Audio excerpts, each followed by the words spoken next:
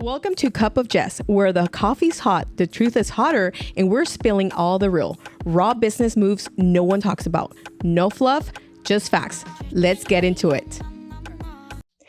Hola, and welcome to a Cup of Jess. We're so excited to have you here, Oscar, because I know today's show is going to be different. That's a lot of energy to start off with. Of course, you've been on the Cup of Jess for a while now, haven't you? Jess. Well, so I am happy to have you here to get to know you a little bit more. And I want the public to know and our followers to know, who is my financial advisor? So Oscar, tell us, who are you? What do you want to know about me? There's just so many layers to nothing, but nevertheless, well, you know, I'll tell you a little bit about my professional background. So I've been in finance. This will be my 15th year right out of college. It's all I've ever done. I am the president and founder of Centric, which is a wealth management firm, independent firm here in the Houston area. So we have been in business 9 years. Next year will be our 10th year anniversary. So we're very excited about that. Do you guys have anything planned for that 10-year anniversary? No. Here's the thing. Like, I have a feeling that whenever you work with a lot of guys, they don't really think about things like that. They just worry about getting there. And then I guess we'll cross that bridge when we get through. But as of right now, we have no big plans. I'm sure as the day gets closer, we'll think of something. But right now, we're just happy to be here. Awesome. Well, a little bit about Centric Wealth. I know you guys had this big project. One thing that it's been goal driven to me is what you have accomplished, and especially that you also have Salvadorian roots. Can you tell us a little bit about that? Absolutely. I was actually born and raised in El Salvador. So I was brought over when I was about a year and a half old. And my parents migrated, they settled in Houston, and we've been here all of our lives. So, very, very proud of my Salvadorian heritage. It's been a big part of my upbringing, just kind of the way that I see the world. A lot of it has to do with the customs and the belief system that your parents give you. So that's been awesome. So, but I feel like I've done nothing. I feel like what I've accomplished so far is nothing. And whatever I do have, it's not because I'm special. It's because I think the grace of God is with me. And, it's just a little bit of that and a lot of hard work and good things. A lot of prayers. A lot more than you think. Yeah. And faith, because as a business owner, and it happens to me, is like, we were just talking about it with my team yesterday. It's like, they tell me, okay, it seems like you're always cool. Like they think I'm not stressed, that everything is going through a flow, but then it's like faith. It's faith that you have to have, especially as a business owner and with the business and family. Absolutely. You have to believe that your best days are ahead of you. Like you have to believe that, right? And even if you're going through a moment of difficulty, trial, maybe you're going through a trough and you have to figure something out to get to the next level. I think that what fuels a lot of business owners is just knowing that tomorrow can be better than today, right? And you have to believe that, and not just, on a surface level. It has to be something that's very deep and profound inside of you that, okay, like I may be down, but I'm not out. And I think that tenacity and resilience, it's what separates those who eventually make it and those who fall by the wayside. So, I think entrepreneurship is one of the most exciting things that I've ever done in my life, but it's also one of the most scariest things I've ever done in my life, one of the riskiest things I've done in my life, but one of the most rewarding things I've done in my life. So I'm glad that I'm here. I have so much to learn. So I don't know why you would choose me to be here in your platform, but I feel honored to be a part of it. Well, I mean, that's a great thought. And honestly, I wanted you to come to the show, one, because I want you to know that you have done a great, you have pretty much changed my views of money and wealth and how to build a legacy. Absolutely. So I do want to touch base on that as well. Okay. But first, tell us a little bit about family. I know that, you're married, you have kids, but then you also have your oldest son that is leaving to college. How are you handling that? I'm ready. He knows I'm ready. He's ready. We're all ready. For me, it's an accomplishment. So yes, I'm happily married. I've been married for 10 years. We have three sons. My oldest is from a previous relationship.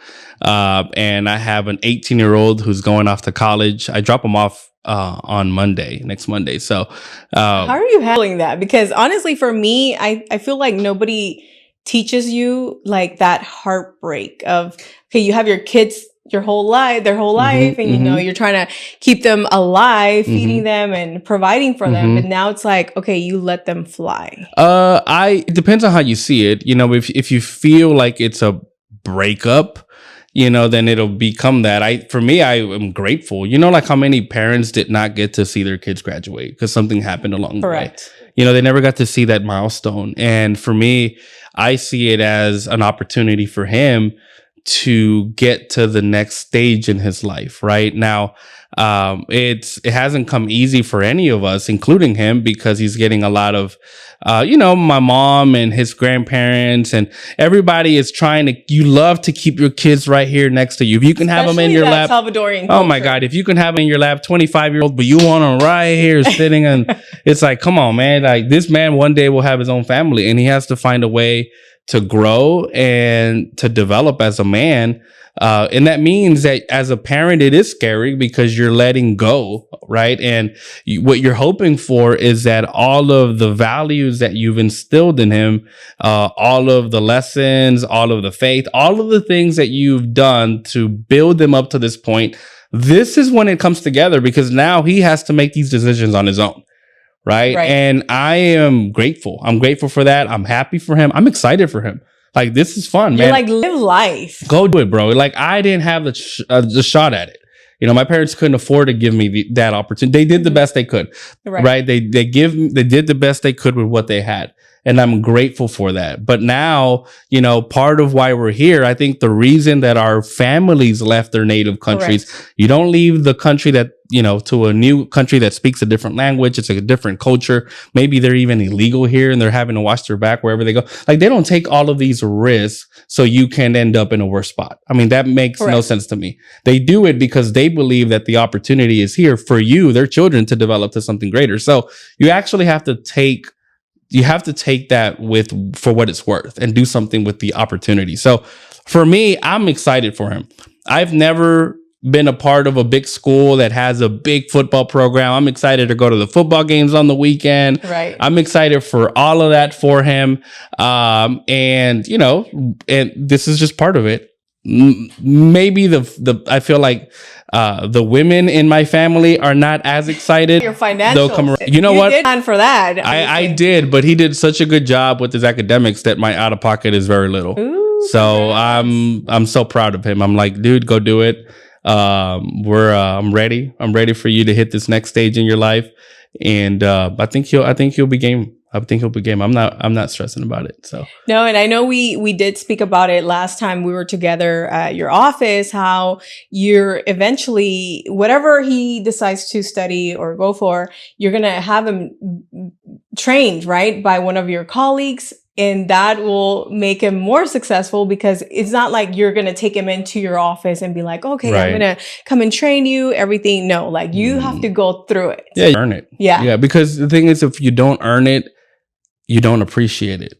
Correct. You know, and yes, I'm in the process of building stuff for myself, right? And he gets to partake in that because he's my son. But that doesn't mean that I'm just going to hand over the reins on something that's taken me a lifetime to do, and say, all right, take it to the next level. Like, you don't know what you don't know, right?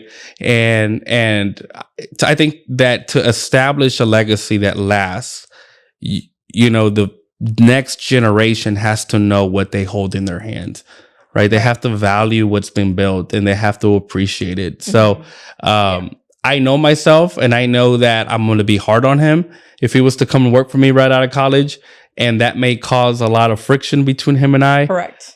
So what I'm going to do is, I have a lot of awesome relationships all over the country. I'm going to send them with one of my friends and be like, you build him into a worker. And then once he's something decent, I may bring him back, and then we'll see where he goes from there. But yeah, I think earning it is it's a big part of it. I mean, you're not who you are unless you go out there and you have blood, sweat, and tears over what you're passionate about. So there ain't no free lunch over here. You know, that's the fact. That is Back right. Jack. So, Oscar, tell me a little bit about your day. What is your day to day? We know you are a financial advisor. Uh-huh. You have a team under you. Mm-hmm. But what does Oscar do on a day to day? You know what? Like I don't know. It sounds pretty boring once I say it out loud. Your viewership may drop after this. Hey, you told me not to spend money and then to save money and right. to make sure not to put all your eggs in one basket. So right. can you go a little bit about like more into your day to day, but what you're always advising people to? Sure. You know, you're number one. Sure. My life is pretty mundane. So just got back from a trip from Africa with my wife. We were out there almost 3 weeks, and that was awesome. We did a lot of cool things, but I was ready to get back, right? Because I am a creature of habit, you know, and you try to establish the right habits, which ultimately lead to positive things. So normally I'm up pretty early. I'm probably up at 4:45, you know. Running 13 miles. Yeah, I'll go run. I'm running the Houston Chevron in January. I'm running a 13 miler in late October. I'm gonna be doing the half marathon. Are you? So are you doing the full marathon? The full marathon. Okay, yeah. I'm doing half. Yeah. Well, I'm doing it because I never thought I could. Oh, okay. You know what I mean? Not because I enjoy it. Someone that's like, so do you like running now? No, I probably hate it more than what I initially did. But I do it because it's good for me. Right. Something that I started doing too, because as someone successful and you're trying to be successful in all aspects of your life, right? Correct. Mental health, spiritual, all everything. That stuff. Yeah. But yeah, I mean, back to your day to day. My wife is actually running the Chicago Marathon. I think maybe like the first or second week of October. Okay. So the reason I got into running is because she was a runner way before I was, and she said that I couldn't do it because I like the discipline to do it. So then, of course, you're like, I gotta prove her. Right, which I didn't say anything, but I felt it. So I just went and ran 3 miles. And then after almost dying, I gathered myself and said, well, go do it again. And that's how this thing started. So, but I do different things. I'll either run, I do CrossFit as well, 2 or 3 times a week, depending on my week. And then after that, I'm like, you know, I love being with the kids in the morning, right? Because especially if it's a long day, that may be the only time that we get to connect and have a good day. So we'll have breakfast, go to work. And then after that, it's different meetings, whether it's meeting with clients or as a business owner, you got business decisions to make. So you have to go through that process. So it really depends. I'm getting home maybe 5 or 6, maybe 7, depending on the day. And then I'm trying to be in bed by like 9:30. Like, it's pretty boring. Viewership just went down 20%. I'm sorry that happened to you. But that was the risk that you took when you invited me, and you knew that. But that's my day to day. Now, what type of advice do I give people? It really depends. It depends on the person. I don't believe that there is a one size fits all when it comes to financial planning. There is best practices. There are things that are generally recommended, but we're still individuals. So don't go to TikTok to search my. Maybe not. I mean, I'm sure that someone is giving good advice, but trying to filter through all of that may be difficult. So did you start your TikTok channel? I refuse to have a TikTok. No, I just don't want to get lost in social media like videos, which I can easily do. Okay. You know, like I'm probably going to get lost watching this video when it comes out in 2038. You know what I'm saying? Like, dang, I was so young back then. Look at me. Had such a glow. It's just sunburn from Africa. This is why I chose you to be at a Cup of Jess show. Okay. Tell me, what are myths that people think about financial planning? Myths. I think the biggest misconception, especially with a younger audience or younger people, or anyone really, they don't have to be young, that there's a big myth that you have to have a lot of money in order to invest or to start putting money away or to start thinking about your future. That's not really the case. You know, I tell folks, regardless of how much you think you have, whether it's a little or a lot, getting started is probably the most important thing that you can do, right? Some folks will come to me and say, listen, I'll come to you when I have X amount of dollars, because they feel like they don't have anything until it's that amount. And that's a fallacy. You know, I think getting started, especially sooner rather than later, is so important, right? The amount of money that someone will have to save who started in their 20s versus started in the 30s, it's almost twice as long, twice as much. And it isn't anything to do with the underlying investment, Right. everything to do with when they started. So the earlier someone can be proactive with planning for their future, right? With understanding that, and not from a retirement planning standpoint, because I feel like everybody's like, oh my God, if you're in your 20s, you're thinking about this and you're saying to yourself, dude, you want me to start planning for my future right now? And I got like 40 years before I even have to think about that, But what before I about can if touch the that. person feels overwhelmed? Like, how would you handle them? Like, hey, like, what would you advise them? Because financial planning, taxes, it could be overwhelming to people. You know, it's like, I see Oscar calling me. I'm like, oh shoot, what did I do? Or how much money do I need to invest? I don't always ask for money, but when I do, it's for good reason. Hey, when you do, is during tax I said, season. I said, hey, listen, I called you back in February. I said, it's not what you want to hear, it's but what you need to hear. Remember I told you this? Yes. I said, you need to write me a check. The markets are down and this is when I go make you some money. Right? Did I not say that? Yes. And then you said, how much do you need? I said, how much you got? Or you know what, you're up like 20%, and I send you the screenshot. And I'm like, I am really good at my job. That is part of it. That's part of the process. You know, it's someone that I think that people get overwhelmed when it comes to financial planning because there's so many competing thoughts. There's so many ideas. There's so many talking heads. There's so many quote unquote experts. Like it's very hard to pinpoint what's right for me. Number one. Number two, they don't know what to do. So they rather do nothing at all. And because we're talking about financial concepts that can be confusing, all of a sudden, all of these ideas that they're hearing, that they're listening, starts becoming one jumbled mess in their brain. And there's no one there that can separate truth from myth, fact from fiction, and give actionable advice. I mean, this is what I do for a living. I can probably diagnose you with what's wrong with you in the first 15 to 20 minutes of our conversation. Wow. But again, I've been doing this forever. Correct. Right? So I can kind of see, well, this is what you're trying to do. This is where you're trying to go. This is your current financial position. This is where you're at right now. Okay, great. How do we get here? Awesome. Do you really want this or not? Great. And if you give me the green light, then I know what to do. And this is why it's so important to have professionals by your side. Correct. Like I always tell my clients, I'm like, you have to have an accountant, you have to have an advisor, a financial advisor, an attorney, right? Mm-hmm. All these people in your team, because you can't just do it all. Like, correct. How can you go to your CPA accountant and do your taxes, and then, how are you planning for the future? And a lot of people think that, oh, I must have money in order for me to just get your financial services. And no, it's not like that, because you're giving them the roadmap of how to get to the next level. Exactly. And that's exactly what you're doing with me. Exactly. And this is just, I'm so excited because, like I said, you have changed the perspective that I had as well. Obviously, I work with the tax industry, but it's like, okay, how can I help myself so I can help others? Correct. Because you can't pour from an empty cup. 100%. The term jack of all trades and master of none, it is a real thing. I mean, you can be good enough at anything, just good enough to get in trouble. Correct. And I was in that situation in the beginning, especially when I started my business.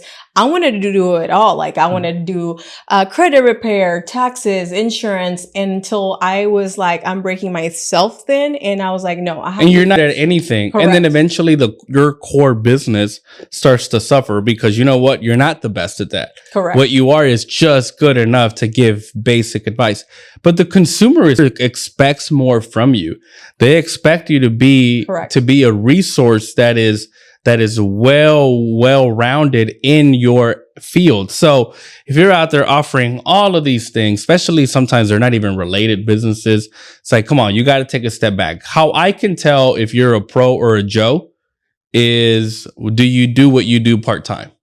Because if you do what you do part-time, then you ain't a pro. You're just a Joe. Yes. You know what I mean? Like I got 15 hours. It's like I told you I run, but I ain't a professional runner, but I would spend probably just as much time running as I do of part-time jobs some weeks. But that don't make me a professional runner. That's just something that I do. Right. And I think where the market starts getting in trouble is they start engaging people for advice whether because they're a friend or a family that is a Joe and not a pro. Correct. And that's where the bad advice is giving. And that's where people who have good intentions get left behind because they act on bad advice. So, I feel like from that standpoint, we just have to make sure that you're very conscious as a listener, as a viewer of this podcast, to make sure that you're trying to find the best advice possible and that you're acting on it. So. Right. And as you know, we work with a lot of startups, entrepreneurs, business owners. What's something that you see that the business owners oversee because they're so focused on sales and operations that they don't focus on the future, right? That. How do you come in place to a business owner? So, can I dig a little bit deeper? Yes. Okay. So, what do you mean by that? So, from a personal wealth standpoint, as a business owner, right. Okay. So, I think that most people who start their business because they're very good at the thing that they do, right? So, if you're a really, really good mechanic and you're a good mechanic and everybody seeks you out, all of a sudden that you're quoting $5,000 for the job and you're only getting paid $150 that day. So then you start doing the math. You're like, wow, I can probably do this job, keep the money myself, And the next thing you know, you're putting up your shingle and now it's whatever's mechanic shop. Problem is that most business owners soon realize that running a business is takes a lot more than just being a good mechanic. Correct. You have to be good at so many other things, and you have to be able to evolve. I tell folks, if you are the business, then there is no business. Correct. What you are is a brand, and there's nothing wrong with that. And you can have a lifestyle business that just takes care of the lifestyle that you're living. But what you're doing is most of the time is taking on the headaches of business ownership without the motivation to continue to grow as a business owner. Business ownership is way too hard to be mediocre at it. It really is. That's powerful. It's way too hard. It's way too hard to be mediocre at it.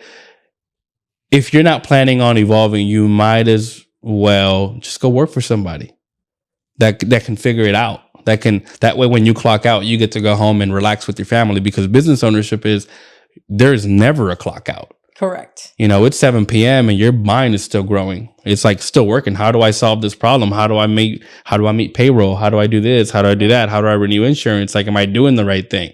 Blah, blah, blah, blah. It's there's so many questions. So you got to find a way to get out of that and say, okay, maybe what I need to be right now is just a mechanic. But over time, if I want this to become a thing, I need to find a way to remove myself from the equation and get other people to be a good mechanic. And one of the other things I do want to add is that one of not the mistakes or where business owners fail is also not looking or seeking out for a financial advisor in the beginning of their business, because they're like, oh, I'm going to keep the money. I'm just going to go on vacation and buy that car, right? But this is the time where you have to seek the professionals so they can advise you on how to manage your money. Correct. Because then I have so many clients that they're already 50, 60, that they've been in business for years, but then now they're like, oh, I still have to continue working because I don't have a retirement plan, right?